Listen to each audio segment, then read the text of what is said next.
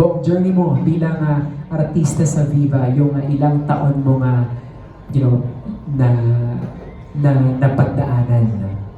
Parang sobrang transparent ko kasi. So, hindi ko alam kung ano yung hindi pa sila aware. Pero siguro sa buong journey ko, gusto ko makita, malaman nila na kapag may plano ka sa buhay mo and hindi mo na-achieve, okay lang yun. It's better if ito-trust mo yung plano ni Lord. Kasi ako, naniniwala.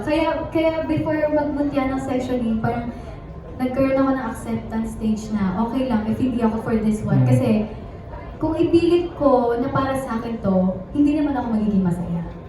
Diba? Kasi pag may mga bagay na lagi mong pinipilit, hindi mo alam, masasaktan ka na.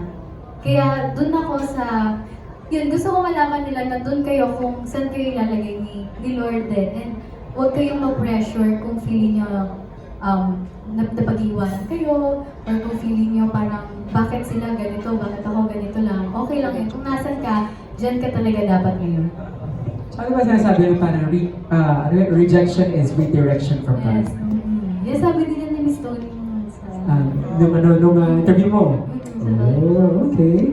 Maraming salamat, Ashi. Let's have from, is this Bix Buzz? Avante?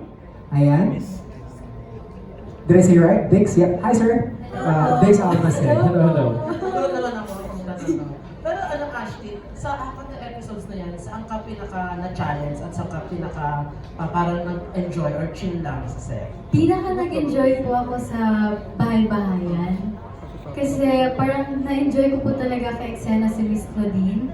Pinaka na-challenge po ako kay Miss Rufa. Kasi di ba po sa lahat po ng characters na yun, walang pagbabasehan eh. Ako yung magde-decide eh.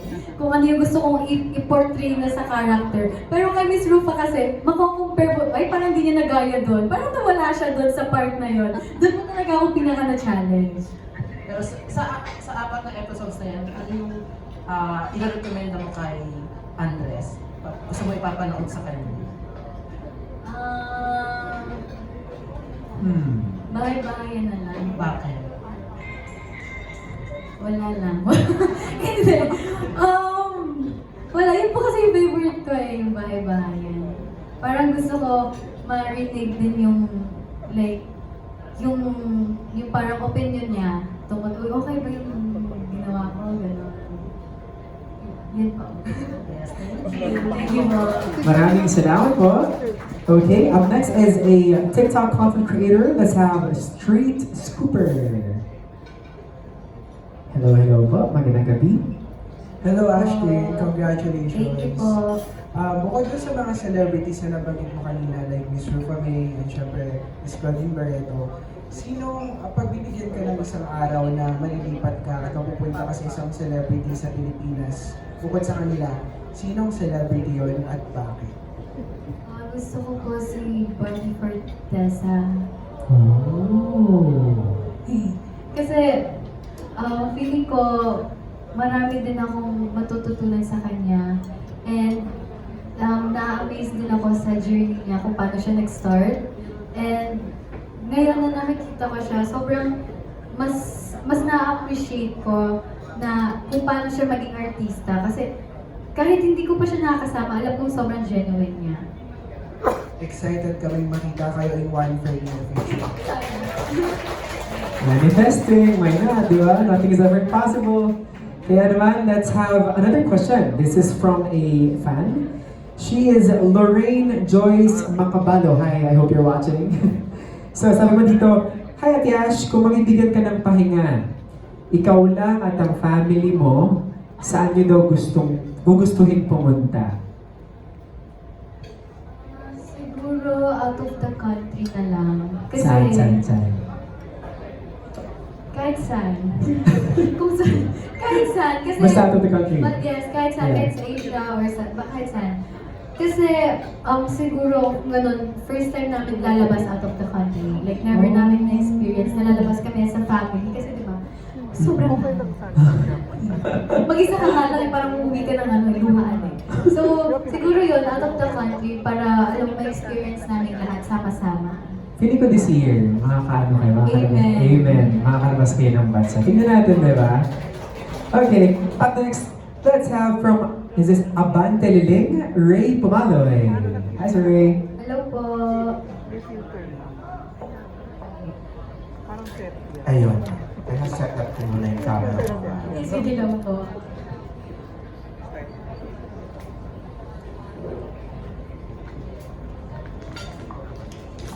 Asti, napanood ko kasi yung pelikula mo with Andres at saka yung pelikula mo nung nakaraang Metro Manila Film Festival, yung Manila's Finest. Apo. Naging instant fan mo ako dahil ang husay-husay mo umarte. Salamat po. Sa totoo. Aware ka ba na mahusay kang umarte? Na magaling ka? Hindi po. Parang, kasi po, iniisip, kasi feeling ko lagi, meron akong kailangan laging i-improve. And kapag po may mga heavy scenes na gano'n, hindi ako lagi sure kung magagawa ko ba o hindi. Doon po ako lagi kinakabahan. So, kapag nakikita ko pong okay after ng take, parang mas, hindi ko po iniisip na wow, ang galing ko, gano'n. Siguro mas nakakahinga lang po ako ng maluwag na yes, nagawa ko yung hinihingi sa akin. Yung preparations mo bago ka gumawa ng mga eksena, kasi parang sabi ko, ang lalim naman ang hugot nitong batang to. Kumbaga, malalim ba talagang pinaghuhugutan mo sa bawat pelikula or project na ginagawa mo? Lalo sa mga heavy scenes, Usually po kasi sa ganyan, kapag mga heavy scenes, mas feel ko po na ako po yung character. Kasi minsan po, pag tinatry ko po na gamitin yung ibang experience ko, tapos ilalagay ko dun sa character. Minsan kasi hindi siya malapit magkalayo, mas nahihirapan po ako dun. So, mas nilalagay ko na lang po yung sarili ko sa nafe-feel ng character. And siguro sa preparation po is learning the script by heart. Kasi kapag nagpapanik po yung utak ko, mas maingay, hindi ko po nagagawa yung dapat ko gawin. And kapag alam ko na yung script, hindi ako malilito sa lines and for sure may mga bago pong instructions na ibibigay. So, mas magagawa ko po ng maayos. Kasi di palakpak okay lang. Ayun. Hindi kasi hindi ko alam kung sino ang pinakahuling big star na gumawa ng anthology. Pero alam ko, lahat ng mga gumagawa ng anthology, mga magagaling na artista. Ay, talaga po ba? Yes, Gilda Oo. Coronel, the late Nora Honor, and even Marisol Soriano, hindi ko alam si Vilma Santos, gumawa na rin, and sino pa ba? Judy Ann Santos yata namin yan. Yung ganong level, so ngayon aware ka na, paano mo alagaan ang karera mo para at least ma-recognize ka bilang susunod na maging gaya nila? Siguro po, siguro mag-stay po kung sino po ako ngayon. And siguro nandun, kasi kapag nag-stay ka kung sino ka ngayon, mas maiisip ko po kasi kailangan ko laging mag-improve. Ayun lang, kailangan mo laging mag-improve and to learn para mas, mas ma-reach mo po kung ano man po ba yung gusto mo pong ma-reach. Lighter naman tayo ha. Nagkakausap pa ba kayo ni Andres? Nagkaka-text or lumalabas or something? Mga ganon? Minsan lang po, pag gano'n ba, ay, kailan na kaya start ng magyaga? Mga gano'n lang po. Hindi naman yung parang lalabas or something? Ay, hindi or- po. Hindi po. Hindi pa ba pwede? Hindi, busy din po kasi siya. And kami po, nakikita po talaga kami like for work po. Paano i-describe yung status nyo ngayon ni Andres bilang working tandem? Good friends po. Wow, ikli ah. Ay, hindi, yun lang kasi talaga po. And siguro yung good friends na parang willing po kami suportahan yung isa't isa po. Ayun, thank you! Po. Congratulations! Thank you po. Husay Cather.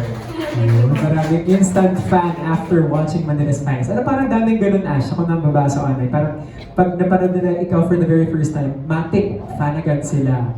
And ewan ko, that's the charisma that you have every single time we see you on screen. Lux. Okay. Alright, let's have from Lakpachero Lovers, Matt Suzara. Hi, Sir Matt. Hello po. Ay, hello Ashley. Ang question ko, na-miss mo ba si Andres while doing this project? O mas preferred mo na mag-solo rin kahit paano? kahit ano naman po, and kung na-miss ko lang po silang lahat talaga. Bakit ka tumawa? Hindi, totoo, na-miss ko po silang lahat kasi kapag po nag-shoot kami ng mutya, syempre di ba po nakapagod, puyatan. Pero kapag kasama ko po yung mga cast ng mutya, hindi ko po na-feel yung pagod pag nag-shoot po kami. So yun po yung pinaka-na-miss ko din. And sa mga, ano po ulit yung pangalawa po? Mas prefer mo rin bang Prefer. maging Kahit mag-solo? ano po sa akin, kung ano po yung ibigay sa akin na project. Grateful akong tatanggapin po yun. Thank you, Ashley. Thank you din po. Maraming salamat po, Sir Matt. Up next is a question from another fan. Sabi niya dito, siya si Oying Anulabak. Sabi niya, Ash, being as one of the most popular and rising actresses of today, Nux, what are the advices that your parents have told you to overcome the pressure and of course some intrigues in the industry? Kasi kami like super open din ng parents ko. Pero pinaka naalala kong sinabi sa akin ni mommy before, hindi naman siya sa showbiz, pero in life na kapag may ginawa sa yung masama yung isang tao, huwag kang gaganti kasi hindi naman laging ikaw yung nasa taas. Kakailanganin at kakailanganin mo ng tulong ng iba. So, kung ano man yung mangyari, masakit man o hindi, tumulong ka lang. Wala pang mawala sa'yo sa pagtulong. Oo. Ganda no? Kaya tsaka ina-apply mo rin naman yun. And we can feel it. Yung mga staff, kami mga katrabaho mo. That's so you. Okay. Up next is a question from Lionheart TV, Sir Richard Paglitawan. Hi, Sir Richard. Hello po. Hello, congratulations. Thank you po. Actually, ano lang, gusto ko lang kuha yung reaction mo kasi tinawag ka kanina. Phenomenal star. Phenomenal star. Ano yun? Naiiyak ko siya kanina eh. Sabi ko, that's you. Ang awkward po. Parang kapag may mga ganyan pong puri, parang hindi po ako sanay. Awkward po ako. Parang mas sabihin mo na lang, Ashton Olviga, sabihin na lang tao. Or nations with yan. Ganun na lang. Pero kung nakikita pong gano'n, syempre, thankful po ako and grateful na, alam niyo po yun, para at last na-appreciate and nakikita po ako ng mga tao. And kung gano'n po yung tingin sa akin, sobrang nakakataba po ng puso. And with that title, mas malaki din yung expectation. Mm. So ano yung personal effort mo para syempre mapangatawanan yung pagiging phenomenal star? Siguro mag-stick sa, like, kapag may projects ka or kailangan mong aralin talaga, wag ka tamarin dahil feeling mo naabot mo na kung nasan ka ngayon.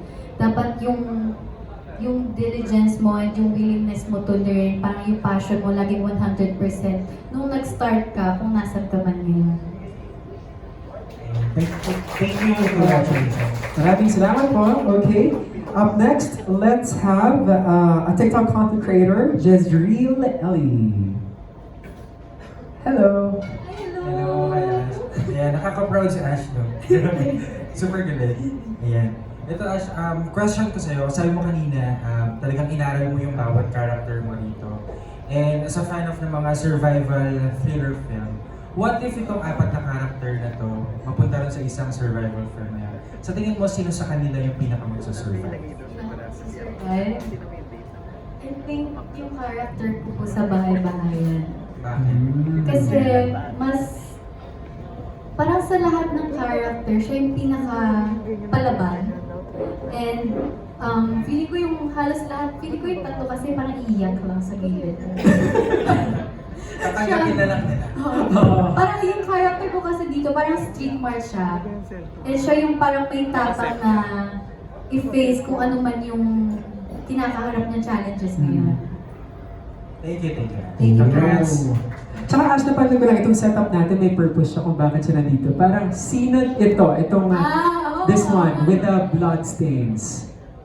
Sino si Balik Eskwela? Si Balik Eskwela and then the black Who's one. the boss? Okay, and then bakit may Bahay-bahayan. bahay-bahayan? Ito yung may melody, yung may guitar. Oh, okay. So, ito pala yung parang mga remnants of who you're gonna be. Kaya naman, ito na. Let's have another question from my fans. Sabi niya dito, si Florence Judiel Rafael. Being the nation's Mutya comes with a lot of pressure to be, perfect, sabi niya. But anthologies are usually messy and emotional. Now, which character in the series felt the most unmutya-like? Like the one where you didn't care if you looked pabebe or pretty on camera because the scene was just, just too real, too raw. Hashtag asked it with an exclamation point. Parang mas JJ kasi yung last part na sinabi niya, yung Actually, real. uh, Mga JJ yun. Siguro yung malayo kay JJ is yung sa My Melody. mm, Kasi siya yung parang hopeless romantic.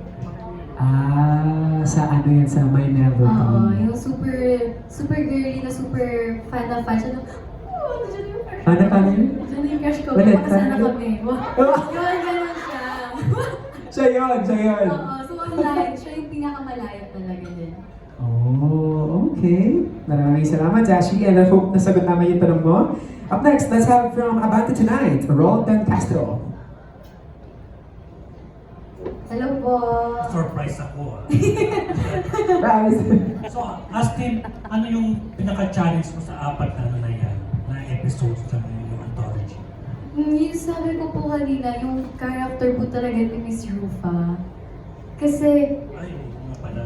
oh, Sorry kasi na-surprise ako. Hindi na namin pa. hindi kasi yun nga po tulad nung sabi ko. Kasi sa lahat po ng characters na to, parang hindi ako parang i-judge na, mali yung ginawa na dito. Kasi parang ito lahat base sa akin. Kung ano yung gusto ko ipalabas, kung ano yung pagkakaintindi ko sa character, yun yung ipapakita ko. Pero dun sa character, pag spoil ko pa. Kapag yung kay Miss Rufa na po, parang mahihirapan po akong ipakita. Parang baka natatakot ako na, uy, nawala siya kay Miss Rufa doon Parang naging character na yun Doon po ako pinaka-na-challenge and parang ang daming beses ko po tinatanong si Direk na, Direk, paano po ba ito, Direk? Or tama po ba yung ginawa ko? Sabi niya, siguro mas pa, nag-struggle po talaga kami na mahanap yung Rufa made po sa akin. Pero sino pa yung artist na sana makasama ko sa ganitong project? Alam, nasagot ko na din po yan kanina. Ayan na nga Si Miss Barbie Cortez Kaya ako. bawi na lang ako. There we go. Oh, Thank you po. And alam mo, hindi ka namin sisisabi with Barbie Forteza kasi she's such a versatile actress as well. Parang Tsaka ikaw lang din siya. Nakasama ko siya dati. Nung When was this? nag-extra ako. Sa Dita Negita. Oh. Kaya sobrang na-amaze ako na, di ba makaka-work mo siya? Tsaka malay mo, magkaroon ka ng project with full circle moment para sa'yo, di ba?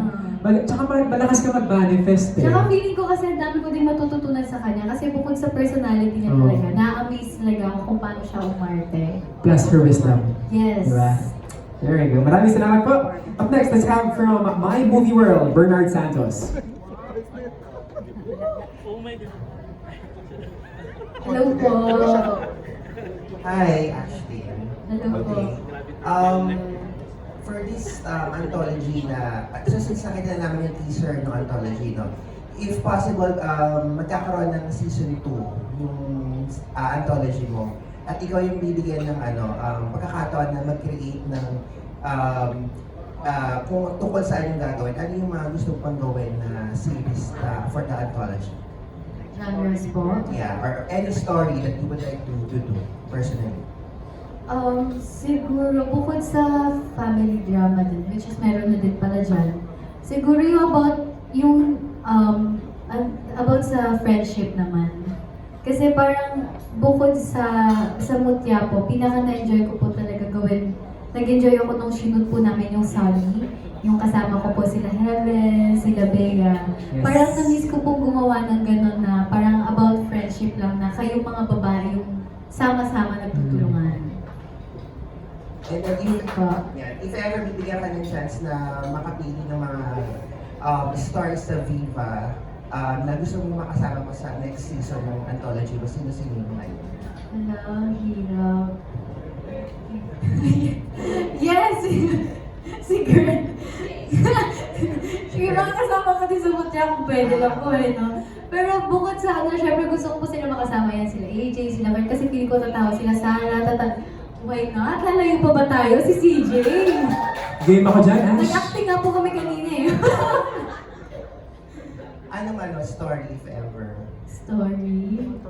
Parang yung sinasabing coming of age, yung barkadahan, di ba? Yung parang... Kanina po nagkwentuhan namin kanina. Oo. Uy, what if kaya magkaroon tayo ng parang about yung barkadahan na yung ano lang. Feel good. Oo, Diba? feel good movie na barkadahan lang. Alam mo yung Reply 1988? You watched it? Yeah.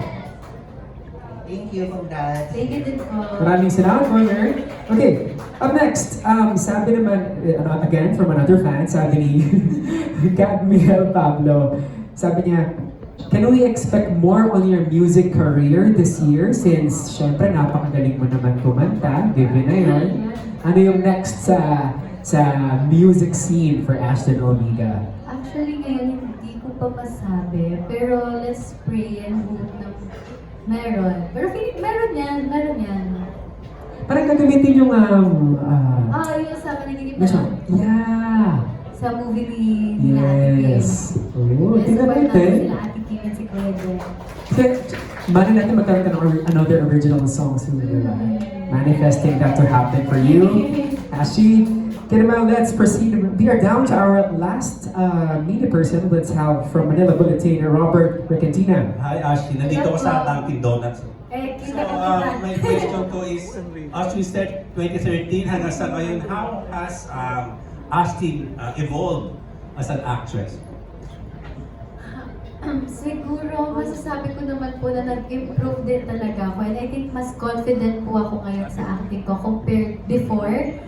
And siguro, masasabi ko lang na kapag may mga ganyan po, kapag may mga projects po ako or may mga heavy scenes, before, natatakot ako and ang daming doubts po sa utak ko. Pero ngayon, mas na-excite ako and mas challenge ko yung sarili ko kung hanggang saan ba yung kaya ko ipakita. Okay, so, dito sa anthology mo, hands-on ka dito sa pagpili ng mga concept sa Viva One. Ay, hindi po. Parang sila na din po yung bahala doon. And sobrang hindi naman po ako nabigo kasi sobrang na-balance din po nila yung mga genres na ipapakita na kumbaga showcase po talaga yung flexibility ko po sa acting. Congratulations. Salamat po. Grabe sana. And you know what? Add ko lang, di ba last na naman person si Sir. Lahat sila dito, nakita yung growth mo talaga. From, when you were starting, to figuring it out where you're gonna go next, to now, na meron ka ng sarili mong originals, which is this anthology called Ashton. Di ba? Guys, para pa lang natin. Diba? I'm sure your family, your fans, all of the people that love you are so proud of where you are at the moment. Kaya naman, guys, that's it. That's a wrap for our question and answer portion. Now is the best time to ready your cameras para sa ating photo opportunity with our Mutia Ashton. How about to your left, please? Last one. 1, 2, 3, smile. Amazing. Okay, palakpakan natin. That concludes our Viva One Originals. Ashton, thank you to our esteemed guests, media partners, and of course, the brilliant minds behind this anthology project. Again, do not forget to download the Viva One application and subscribe.